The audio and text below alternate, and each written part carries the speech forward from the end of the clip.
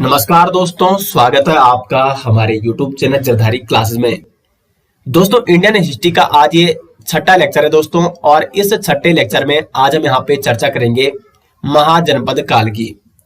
दोस्तों, जो हमारी इंडियन हिस्ट्री सीरीज है, इसमें आप सभी जानते हैं कि अब तक इसमें 5 लेक्चर हम कंप्लीट करा चुके हैं, और ये जो अंतिम 5वां लेक्चर था, इसमें मैंने आपको बौद्ध धर्म के बारे में डिटेल्स में बता दिया था। तो जिसने भी अभी तक ये 5 लेक्चर नहीं देखे हैं, इन वीडियो को आप जरूर देखें, क्योंकि जो आगे लेक्चर होने वाले हैं वो तभी आपको डिटेल्स में समझ में आएंगे। तो छठा लेक्चर आज हम यहाँ पे महाजनपद काल के बारे में चर्चा करेंगे। अब देखो, जब बौद्ध धर्म चल रहा था उससे पहले हमने जैन धर्म के बारे में भी आपको बता दिया है। तो महाजनपद काल का जो उल्लेख मिलता है, महाजनपदों का जो स्रोत है, महाजनपदों की हमें जानकारी मिलती है बौद्ध ग्रंथों से भी और जैन ग्रंथों से भी। तो स्रोत क्या है महाजनपद काल के? अंगुत्तर निकाय और भगवती सूत्र। ये अंगुत्तर निकाय क्या है दोस्तों? तो यह है आपका बौद्ध ग्रंथ। बौद्ध ग्रंथ है अंगुत्तर निकाय, और भगवती सूत्र क्या है? तो यह है आपका जैन ग्रंथ। तो बौद्ध ग्रंथ अंगुत्तर निकाय में भी 16 महाजनपदों का उल्लेख मिलता है। भारत में कितने महाजनपद हुआ करते थे? 16 महाजनपद।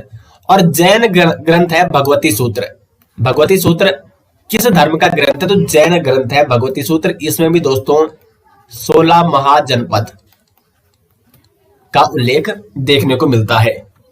तो ये दोनों आपको स्रोत नोट करने हैं, ठीक है। अंगुत्तर निकाय बौद्ध ग्रंथ का, बौद्ध धर्म का है अंगुत्तर निकाय, ये बौद्ध धर्म का एक ग्रंथ है। और उसी प्रकार से भगवती सूत्र जो कि जैन धर्म का एक ग्रंथ है। इन दोनों में 16 महाजनपदों के बारे में जानकारी मिलती है, 16 महाजनपदों का उल्लेख मिलता है। अब कौन कौन से हैं आखिरकार ये 16 महाजनपद? इनकी राजधानी कौन सी है और वर्तमान क्षेत्र कौन सा है जहां पर ये महाजनपद हुआ करते थे? तो ये है यहाँ पे लिस्ट आप देख सकते हैं 16 महाजनपद। इनके बारे में एक एक करके इनकी राजधानी यहाँ पे आपको बता रहा हूं। साथ ही साथ आपको वीडियो के साथ साथ नोट्स भी अच्छे तरीके से तैयार करने हैं। काफी डिटेल्स में दोस्तों इंडियन हिस्ट्री आपको यहाँ पे पढ़ाई जा रही है। और यहाँ यदि आपका कोई भी सवाल होता है तो आप कमेंट बॉक्स में जरूर कमेंट कर सकते हैं। तो 16 महाजनपदों में यहाँ पे देखो, एक था काशी महाजनपद। काशी महाजनपद जिसकी राजधानी वाराणसी हुआ करती थी। वाराणसी अभी भी है। ये कहाँ है वर्तमान में? तो ये है उत्तर प्रदेश। जो वाराणसी क्षेत्र है वहां पर स्थित है ये, ठीक है। काशी महाजनपद वहां पर हुआ करता था। और यहाँ पे आप देख सकते हो ये है काशी, ठीक है। काशी महाजनपद, ये मैप के माध्यम से भी मैं आपको यहाँ पे सभी महाजनपदों की जो स्थिति है उससे आपको अवगत करूंगा। उसके बाद जो दूसरा महाजनपद यहाँ पे कौशल, ये है यहाँ पे कौशल। और कौशल महाजनपद की जो राजधानी हुआ करती थी वो थी दोस्तों श्रावस्ती और अयोध्या, ठीक है। तो वर्तमान क्षेत्र भी इसका काम आ गया आपका अवध, यूपी अवध अयोध्या, ये इसी क्षेत्र के अंतर्गत कुल मिला के कौशल महाजनपद के अंतर्गत ये आता था, जिसकी राजधानी कहाँ थी? श्रावस्ती और अयोध्या। अब देखो, कई बार महाजनपद क्वेश्चन इस प्रकार से बन सकता है कि दे दिया कोई भी महाजनपद और उसकी राजधानी पूछ ली, या मिलान करने के लिए दे दिया, एक साइड दे दिया 4 महाजनपद, दूसरी साइड दे दी 4 राजधानी, तो मिलान करने के लिए आपसे पूछ सकता है। उसके बाद तीसरा महाजनपद अंग महाजनपद, और अंग महाजनपद की राजधानी कहाँ थी? चंपावत थी। और वर्तमान में ये कहाँ है? भागलपुर बिहार। ये आपको नोट करना है। भागलपुर बिहार का जो क्षेत्र है वहां पे हुआ करता था ये अंग महाजनपद। ये है अंग, ठीक है। और उसके बाद है चेदी महाजनपद जिसकी राजधानी थी शक्तिमती। चेदी की राजधानी कहाँ थी? सुक्तिमती भी इसको कहा जाता है, शक्तिमती भी इसको कहा जाता है, सोतिवती भी इसको कई जगह लिखा गया है। तो शक्तिमती किसकी राजधानी थी? चेदी की राजधानी थी। ये है यहाँ पे चेदी। मैं मैप के माध्यम से भी आपको यहाँ पे बता रहा हूं। उसके बाद नेक्स्ट यहाँ पे जो महाजनपद था वत्स्य महाजनपद। वत्स्य महाजनपद यहाँ पे मैप में आप देख सकते हो कहाँ पे है वत्स्य, यहाँ पे है, देखो यहाँ पे ये है वत्स्य। तो वत्स्य महाजनपद की जो राजधानी हुआ करती थी वो थी कौशाम्बी, ठीक है। वत्स्य की राजधानी कहाँ थी?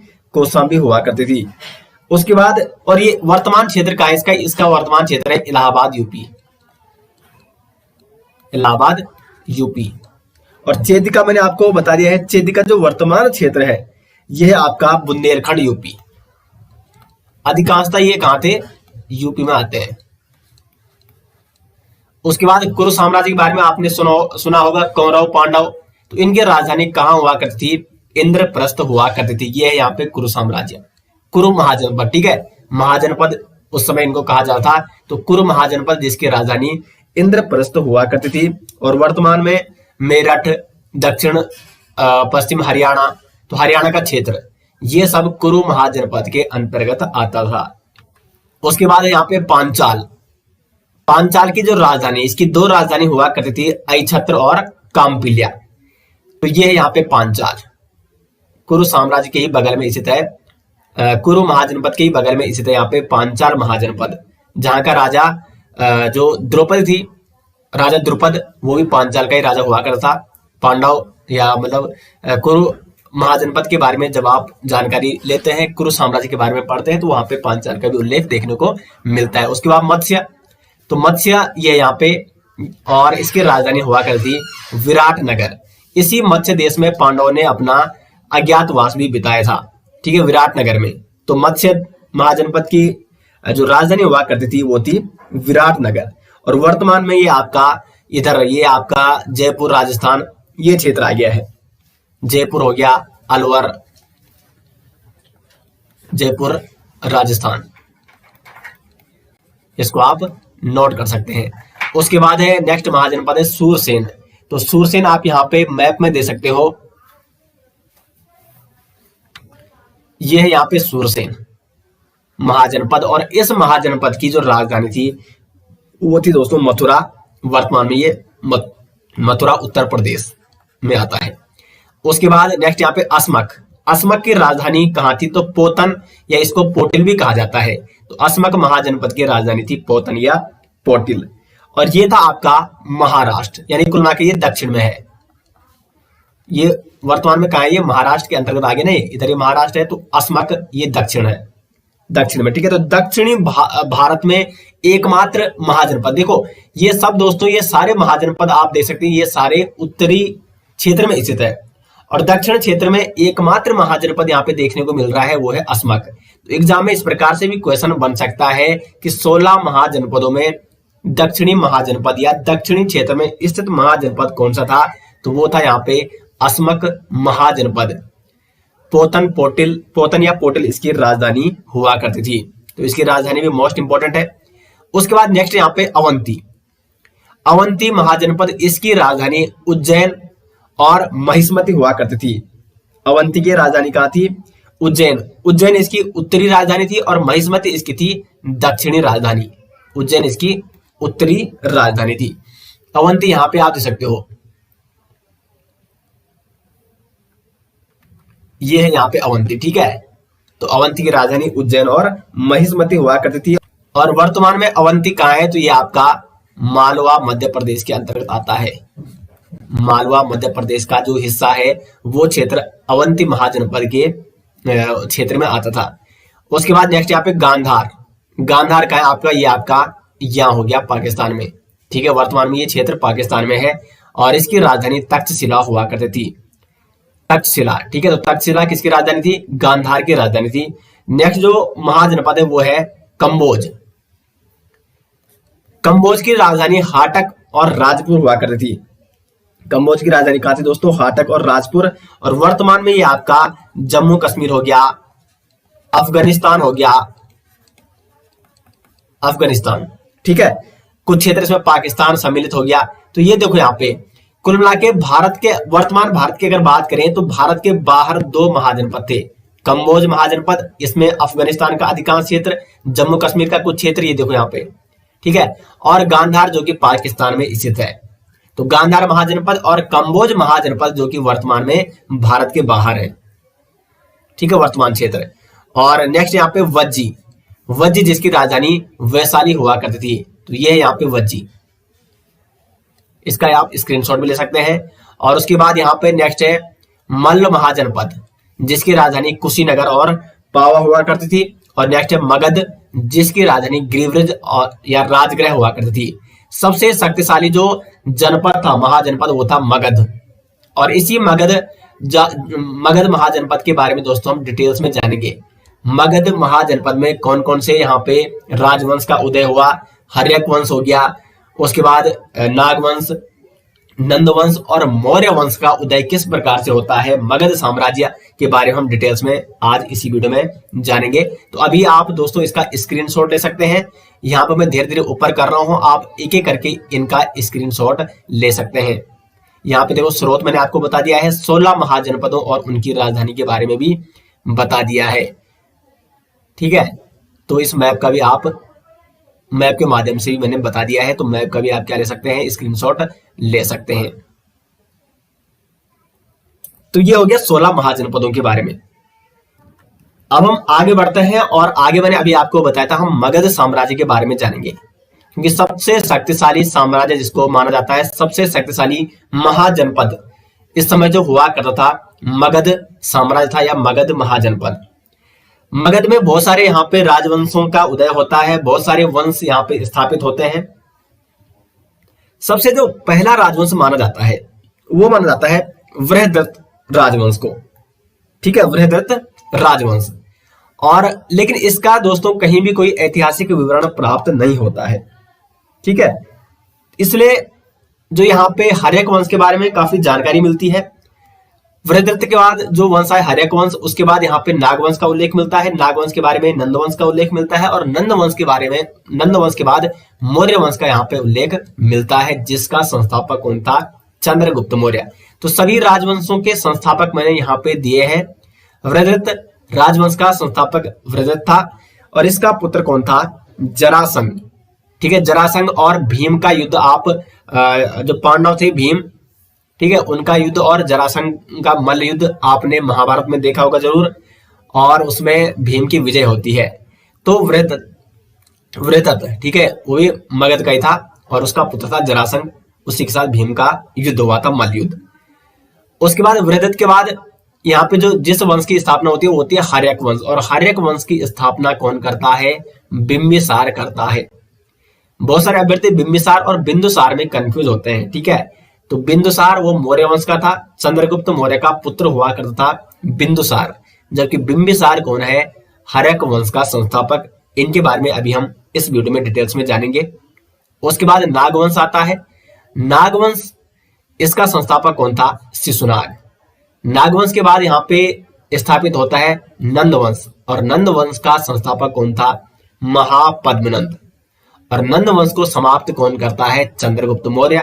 और चंद्रगुप्त मौर्य किस वंश की नींव रखता है, मौर्य वंश की।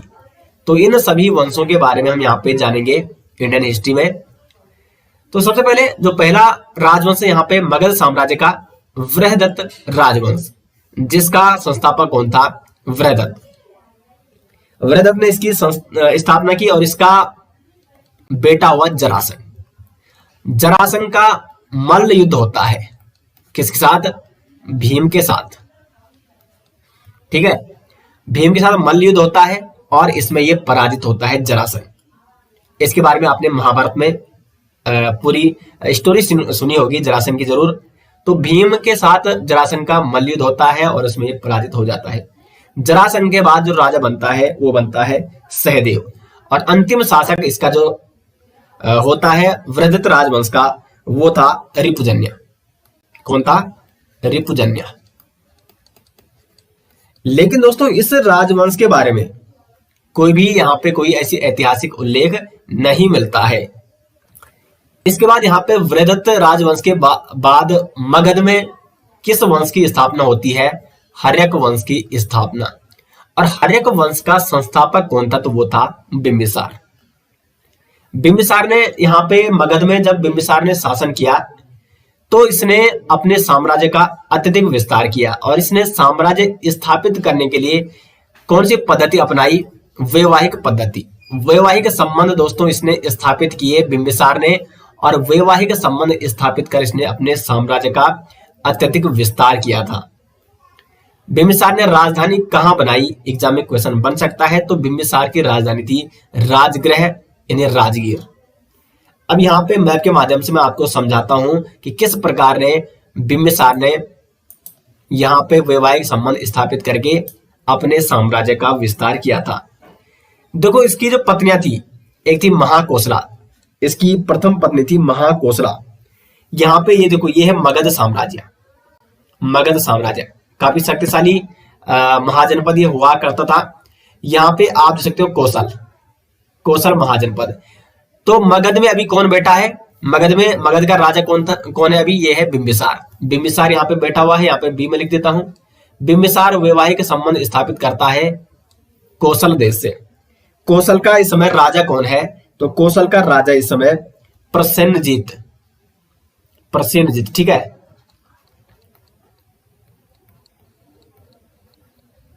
प्रसेनजीत, इसको आप नोट कीजिए।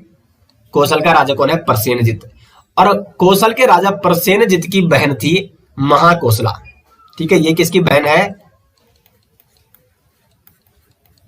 प्रसेनजीत की, जो कि कौशल का शासक है। तो इससे इसने विवाह किया और इसने इसको काशी दहेज में दे दिया, ठीक है। इसने दहेज में दे दिया बिंबिसार को काशी। तो बिंबिसार को काशी दहेज में किसने दिया? प्रसेनजीत ने दिया, जो कि कौशल महाजनपद का या कौशल देश का क्या है? राजा है। उसके बाद यहां पे दूसरी इसकी पत्नी थी चेलना।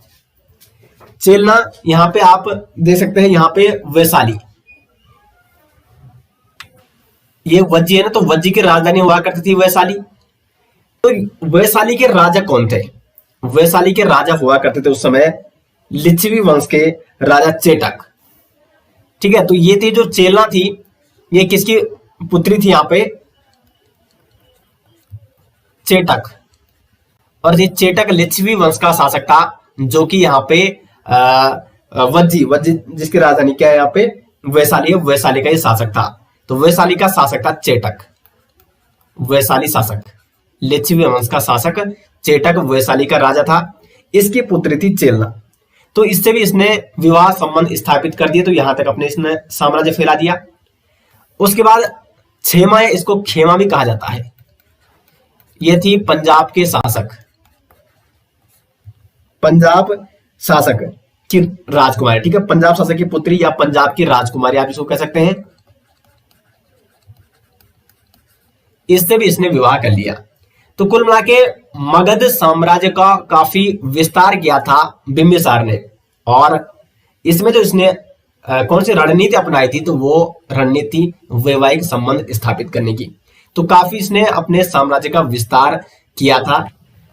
अब मगध का एक शत्रु था, मगध का राजा जो बिंबिसार था उसका शत्रु हुआ करता था अवंती का शासक। ये है अवंती, अवंती राज्य या अवंती महाजनपद। अब अवंती का राजा कौन है? तो अवंती का जो शासक है दोस्तों, ये सारी चीजें दोस्तों आपको नोट करनी है। अवंती का शासक है चंद्रप्रद्योत, चंद्रप्रद्योत। और जो चंद्रप्रद्योत था, इसकी राजधानी कहां थी? अवंती में, उज्जैन में इसकी राजधानी हुआ करती थी। अब जो ये बिंबिसार था, ये चंद्रप्रद्योत को ना तो ये युद्ध में पराजित कर पाया, ना इसके साथ कोई वैवाहिक संबंध स्थापित कर पाया। अब यहां तक अपने साम्राज्य का विस्तार किस प्रकार से किया जाए? तो एक्चुअली होता क्या है कि जो चंद्रप्रद्योत था, इसको एक रोग हो जाता है। और ये रोग कौन था? ये रोग था पांडु रोग, जिसको पीलिया रोग कहा जाता है। पीलिया रोग, या इसको आप पांडु रोग भी नोट कीजिए, ठीक है। एग्जाम में पीलिया रोग की जगह पांडु रोग भी आ सकता है। तो पांडु रोग से ग्रसित हो गया चंद्रप्रद्योत। अब बिंबिसार का एक राजवैद्य हुआ करता था। इसका एक राजवैद्य हुआ करता, बड़ा ही टैलेंटेड राजवैद्य था। उसका नाम था जीवक। अब बिंबिसार ने इस जीवक को कहां भेज दिया? अवंती में भेज दिया, राजा चंद्रप्रद्योत की जान बचाने के लिए। जो ये पीलिया रोग इसको हो गया था, उससे मुक्ति दिलाने के लिए। अब जब इस जीवक को भेजता है ये, तो जीवक इसका क्या करता है? इसका इलाज करता है, जिससे चंद्रप्रद्योत ठीक हो जाता है। और अंत में दोनों में क्या हो जाती है? मित्रता हो जाती है।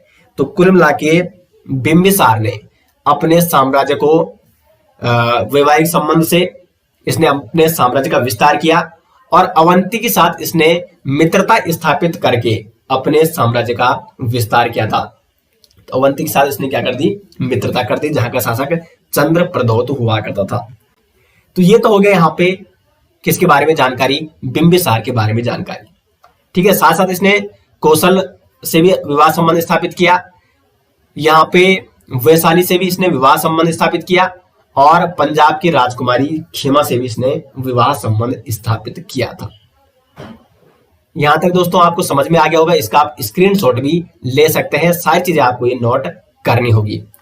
उसके बाद आगे बढ़ते हैं, बिंबिसार का पुत्र हुआ अजात शत्रु।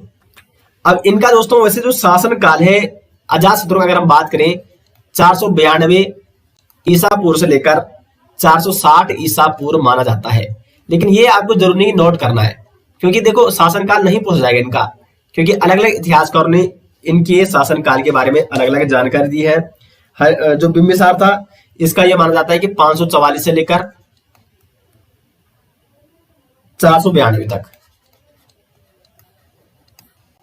ठीक है, तो जरूरी नहीं आप इसको नोट करें, मैं आपको जानकारी के लिए ये बता दे रहा हूं, आप अगर चाहते तो आप इसको नोट भी कर सकते हैं। तो अजात शत्रु 492 से लेकर 460 बीसी यानी ईसा पूर्व तक इसने शासन किया। अब देखो यहां से एक बात आपको नोट करनी है कि जो ये आपका हर्यक वंश है ना, इसको क्या कहा जाता है, पितृहंता वंश भी कहा जाता है, पितृहंता वंश। अब आपको समझ में आ गया कि पितृहंता वंश इसको क्यों कहा जाता है, क्योंकि इसमें जितने भी शासक हुए सबने अपने पिता की हत्या करके राजगद्दी संभाली, राजगद्दी प्राप्त की। तो बिंबिसार का पुत्र है यहाँ पे अजात शत्रु, और अजात शत्रु ने अपने पिता कौन था इसका, बिंबिसार, बिंबिसार। तो बिंबिसार की इसने क्या कर दी, हत्या कर दी। ठीक है, तो प्रथम पितृहंता शासक भी किसे कहा जाता है, भारतीय इतिहास का प्रथम पितृहंता शासक कहा जाता है दोस्तों अजात शत्रु को। भारतीय इतिहास का प्रथम पितृहंता शासक माना जाता है अजात शत्रु को। अजात शत्रु के कुछ उपनाम भी हैं, ये आपको नोट करने हैं। अजात शत्रु के उपनाम क्या है, एक तो इसको कहा जाता है पितृहंता, क्योंकि ये भारतीय इतिहास में प्रथम पितृहंता शासक था, तो इसलिए इसको सीधे पितृहंता नाम भी दिया जाता है। साथ साथ इसको कुणिक भी कहा जाता है, कुणिक, पितृहंता और कुणिक इसके उपनाम है। इसने अपने शासनकाल में क्या किया, वैशाली पर आक्रमण किया। देखो यहां पे आपको समझना यह होगा कि जो हर्यक वंश का संस्थापक था बिंबिसार, इसने वैशाली पर आक्रमण नहीं किया, बल्कि वैशाली का जो शासक था चेटक, उसकी पुत्री चेलना से विवाह संबंध स्थापित करके वहां तक अपने साम्राज्य को स्थापित किया था। लेकिन यहाँ पे जो ये इसका पुत्र होता है अजात शत्रु, वो वैशाली पर क्या करता है, आक्रमण करता है। तो वैशाली पर आक्रमण करने वाला हर्यक वंश का पहला शासक कौन था, तो वो था दोस्तों अजात शत्रु। एग्जाम में इसी प्रकार से क्वेश्चन बनते हैं। अब इसने वैशाली पर आक्रमण कैसे किया, तो इसने षड्यंत्र रचा। अब इसमें षड्यंत्र इसने कैसे रचा, तो इसका एक गुप्तचर हुआ करता था, गुप्तचर। इस गुप्तचर का नाम क्या था, इस गुप्तचर का नाम था वत्सकार। वत्सकार ये किसका गुप्तचर था, तो ये था यहाँ पे अजात शत्रु का गुप्तचर।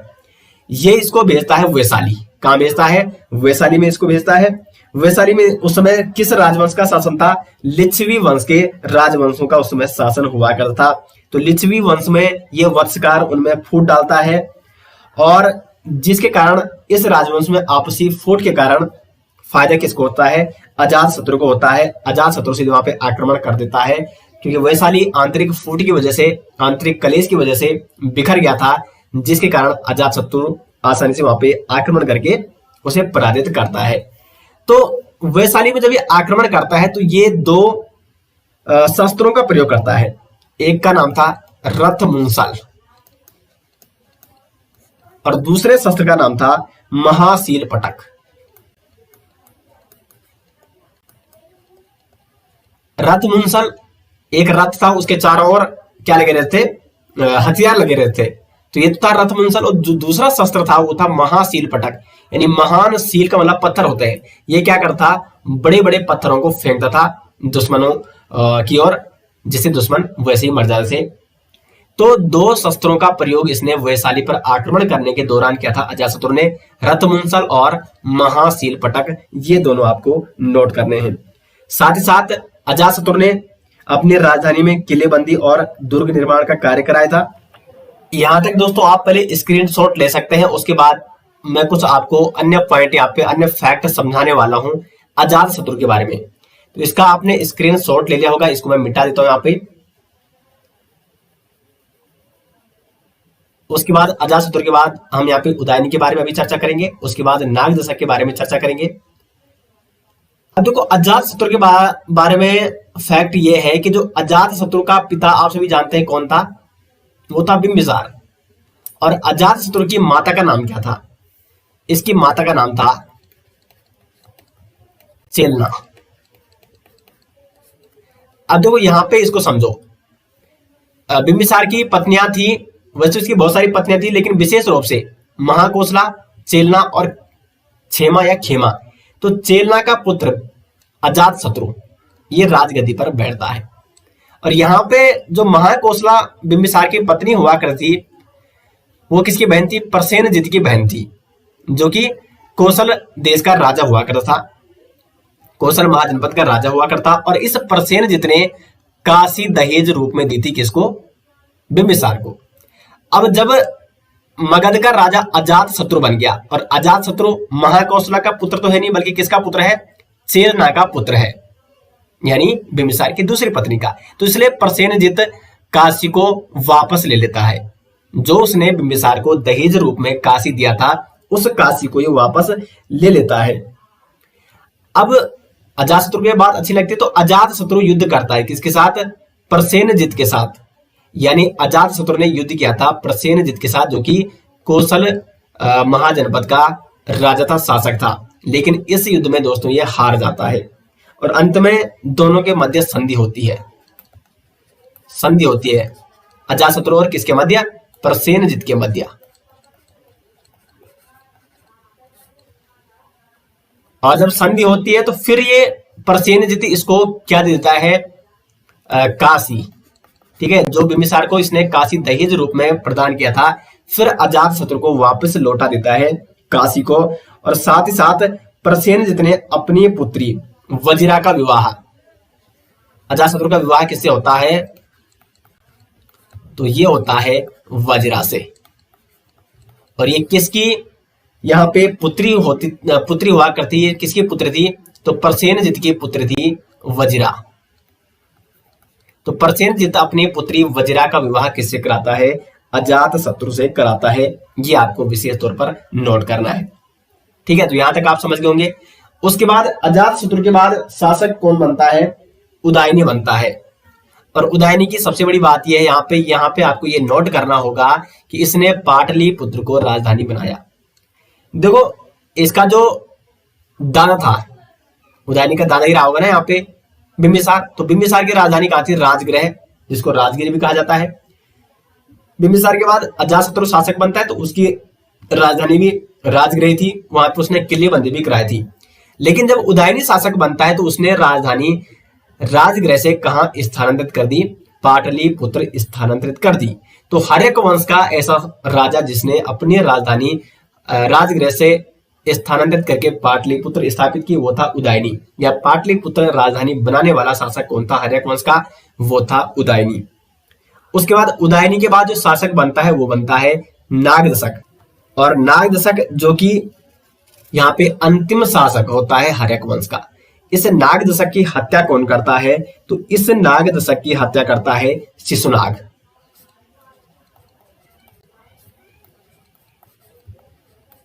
शिशुनाग इसकी हत्या करता है। और शिशुनाग किस वंश की स्थापना करता है मगध में? तो शिशुनाग वंश की स्थापना ये करता है। इसको हम नेक्स्ट वीडियो में दोस्तों चर्चा करेंगे। ठीक है, तो उसके बाद मतलब देखो यहाँ पे हमने हर्यक वंश के बारे में जान लिया, 16 महाजनपदों के बारे में जान लिया, और मैप के माध्यम से मैंने आपको बता दिया वो 16 महाजनपद, उनकी राजधानियां कहाँ हैं, किस प्रकार से मगध राजवंश में हर्यक वंश का उदय होता है। अब हम यहाँ पे नेक्स्ट वीडियो में दोस्तों चर्चा करेंगे किस प्रकार से शिशुनाग वंश यहाँ पे स्थापित होता है। उसके बाद यहाँ पे नंद वंश के बारे में चर्चा करेंगे, और फिर यहाँ पे किस प्रकार यूनानी आक्रमण होता है, और उसके बाद हम मौर्य साम्राज्य के बारे में अलग से चर्चा करने वाले हैं। तो यहाँ तक दोस्तों आपका कोई भी सवाल नहीं होना चाहिए। अगर आपका सवाल है, कोई भी डाउट है, तो आप कमेंट बॉक्स में निसंकोच पूछ सकते हैं। साथ साथ दोस्तों आप लगातार अपनी तैयारी कंटिन्यू करते रहें। हिस्ट्री के लिए आपकी एमसीक्यू सीरीज भी आने वाली है बहुत ही जल्दी। तो आप अधिक से अधिक यहाँ पे, अगर आपको वीडियो पसंद आती है तो वीडियो को लाइक जरूर करें। वीडियो के बारे में कमेंट बॉक्स में दोस्तों अपने राय जरूर दिया करें। तो मिलते हैं दोस्तों इसके नेक्स्ट लेक्चर के साथ। तब तक के लिए दोस्तों धन्यवाद।